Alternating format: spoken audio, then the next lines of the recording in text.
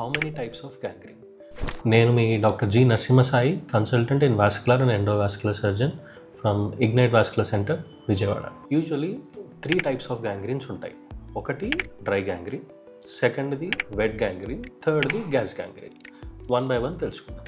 Dry gangrene అంటే ఏదన్నా బాడీలో ఏదైనా పార్ట్కి బ్లడ్ సప్లై కంప్లీట్గా కట్ ఆఫ్ అయిపోయి అది బ్లాక్గా, హార్డ్గా, గట్టిగా ఎండిపోయిన కట్టలాగా మారిపోతే అది డ్రై గ్యాంగ్రీన్.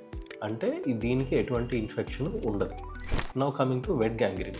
ఇదే డ్రై గ్యాంగ్రీన్కి ఏదైనా ఇన్ఫెక్షన్ కనుక వస్తే అంటే అప్పుడు ఎలా ఉంటుంది అంటే కొంచెం హార్డ్నెస్ తగ్గుతుంది, మెత్తగా ఉంటుంది, నీరు గారుతుంది, స్మెల్ వస్తుంది. ఇలా ఇన్ఫెక్షన్ యాడ్ అవడం వల్ల, మెత్తగా రావడం వల్ల గ్యాంగ్రీన్ వస్తుంది.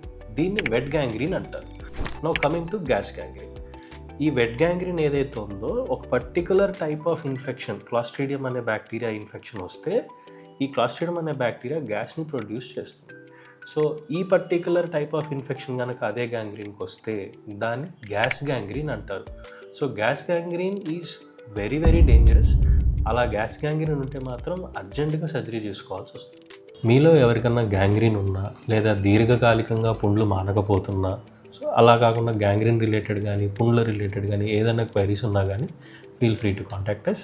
We are from Ignite Vascular Center, Vijayawada. Thank you.